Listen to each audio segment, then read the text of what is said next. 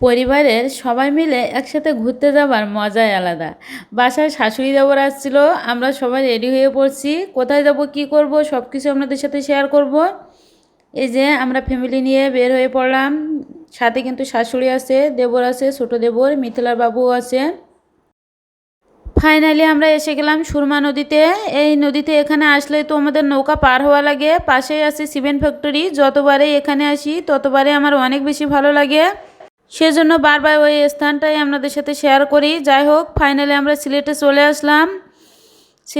সিলেটের সাইডে দেখুন শুধু গাড়ি আর গাড়ি, জ্যাম আছে অনেক বেশি, সিএনজি বেশি সিলেটে আসলে। যাই হোক, এখানে চারপাশে প্রাকৃতিক পরিবেশটাও খুব ভালো লাগছিল, ফুলগুলো এখানে ভালো লাগছিল অনেক বেশি। যাই হোক, আমরা কিন্তু যাব ভোলাগঞ্জ সাদা পাথর দেখতে। সাথে থাকবেন, দেখতে থাকবেন। এখানে রাস্তার পাশে কিন্তু অনেক বেশি ফল বিক্রি হচ্ছিল। মিথিলার বাবু এখান থেকে পেয়ারা আর কলা নিয়ে নিছে।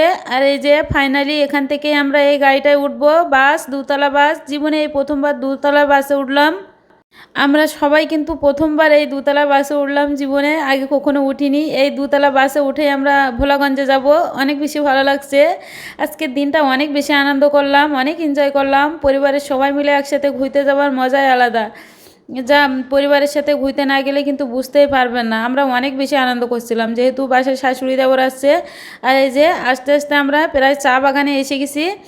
রাস্তার পায়ে দিয়ে কিন্তু দেখা যাচ্ছে কত সুন্দর চা বাগান। দেখুন পাহাড়ের ওপর দিয়ে এত সুন্দর চা বাগান দেখলে কিন্তু মনটা ভরে যায়। আর মনে হয় যেন দূর থেকে দেখলে মনে হয় যেন ঝাল গাছ, কিন্তু ওর গাছের গোড়াগুলো দেখলে মনে হয় অনেক বয়স হয়ে গেছে। যাই হোক, এর আগে কিন্তু আমরা গিয়েছিলাম চা বাগানের ভিতরে, যখন আমার দেবর আসছিল, সেজে দেবর তখন। আর এই চা বাগানটা দেখতে আমার কাছে অনেক বেশি ভালো লাগে। দেখুন চারি সাইডে সবুজ আর সবুজ, সবুজের সমারোহ। ঝাল গাছের মতো দাঁড়িয়ে আছে পাহাড়ের ওপর দিয়ে এই চা বাগানগুলো। অপূর্ব দৃশ্য, অপূর্ব দৃশ্য। এখনও যারা দেখেননি অবশ্যই চলে আসবেন। সিলেটে অনেক কিছু দেখার আছে, না দেখলে কিন্তু সব কিছুই মিস করবেন। যাই হোক, খুব সুন্দর দৃশ্য, সব কিছু আপনাদের সাথে শেয়ার করলাম। দুতলা বাসের ওপর দিয়েই ভিডিওগুলো করা হচ্ছে, সেজন্য কিন্তু খুব সুন্দর দেখা যাচ্ছে। আর এটা দেখতে পাচ্ছেন সিলেট এয়ারপোর্ট, অনেক বড়, অনেক বড়। ওই যে ওখানে কিন্তু একটা প্লেনও দেখা গেছে, দেখলেই কিন্তু বুঝতে পারছেন। আর এদিকে মানুষ দেখুন কত পাথরের ব্যবসা করে, পাথরের ব্যবসায় বেশি। ওখানে রাস্তার পাশে দেখুন কতগুলো মেশিন আছে, ওখানে পাথর ভেঙে তারপরে বিক্রি করে। আর এই যে নদীর সাইডে দৃশ্যটাও দেখুন কত সুন্দর। যেহেতু আমাদের বাস গাড়িটা দোতলা ছিল, সেজন্য উপর থেকে ভিডিও করা হয়েছে। খুব সুন্দর লাগছে নিচের প্রাকৃতিক দৃশ্যগুলো।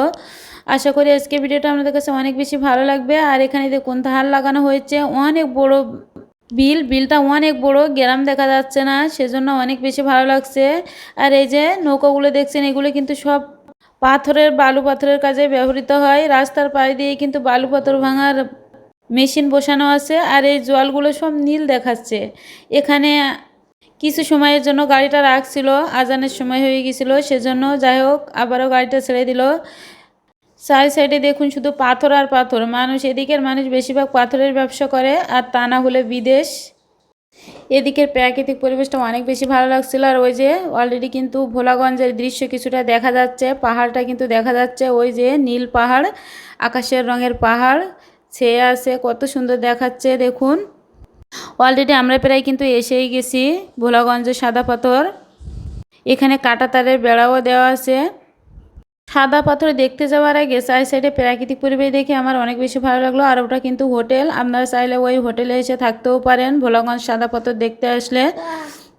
ফাইনালি আমরা কিন্তু এসেই গেছি। ভোলাগঞ্জের সাদা পাথরের ভিডিও নেক্সট ভিডিওতে পেয়ে যাবেন। আজ এ পর্যন্তই, সবাই ভালো থাকবেন, টাটা, বাই বাই।